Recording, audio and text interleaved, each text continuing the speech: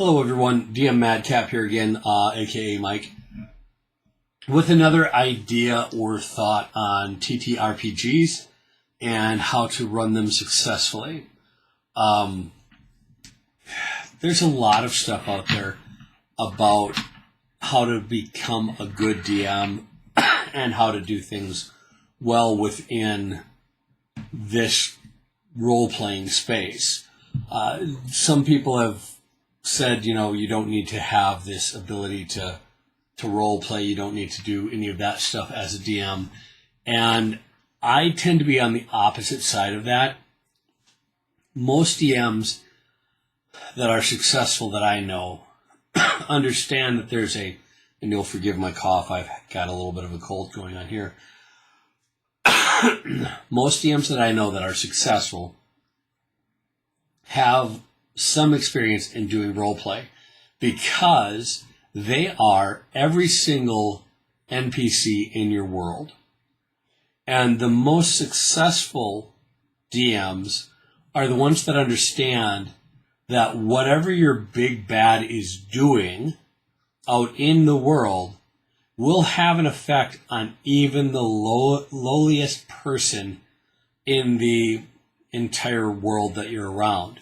For example, going back to my original example, which is that you have a big bad who's trying to find some type of ancient weaponry.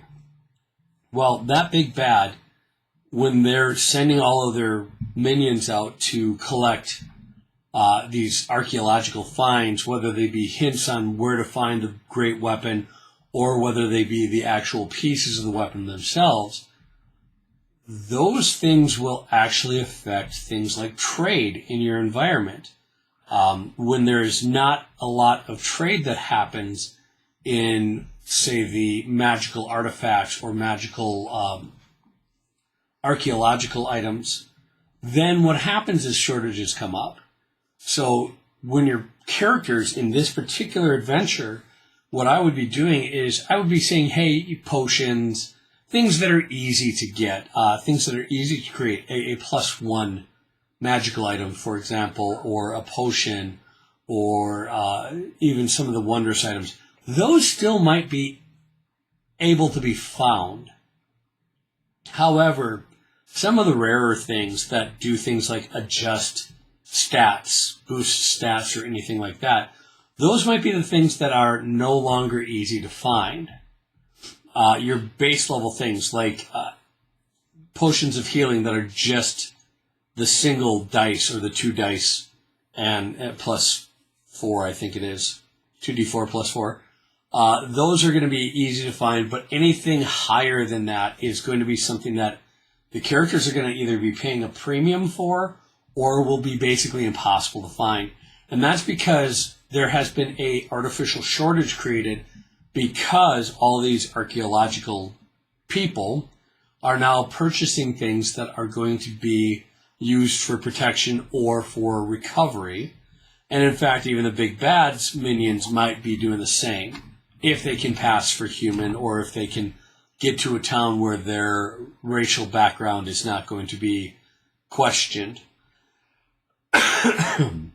So that's one thing that we always have to think about is if my big bad is doing X, how does that affect every NPC in my world? And it's kind of difficult to do so unless you continue to role play. For example, the shopkeeper, the potion maker, who might be in this world, might be saying, oh, it's been such a hard time because so many people are asking for the better pieces of equipment from me, and it's just horrible. You don't have to do a voice, but I love doing voices, so that's just me. But that person is dropping hints. That person is giving information to your players that there are people out there buying up his stock or her stock. You might also see things like your innkeeper, your tavern keeper. If the town that your players are in is near one of these archaeological digs, the tavern keeper might be saying, hey, there's more There's more bodyguard and escort jobs available now than there ever have been, because these archaeologists are now seeing that they're getting attacked and getting their things stolen, so they're hiring more bodyguards. Just things to think of when you're talking about your world holistically. You have to consider that there is an action up here, but it does fall all the way down even to the lowest member of your created society.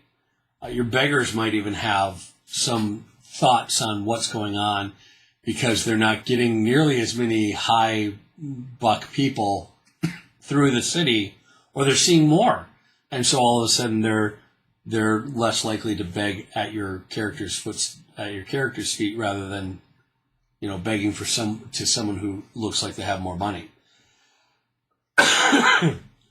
So that's the thought for today. That's the thing that I want you to keep in mind as a GM, as a game master. You need to think about the consequences that your big bad stuff has.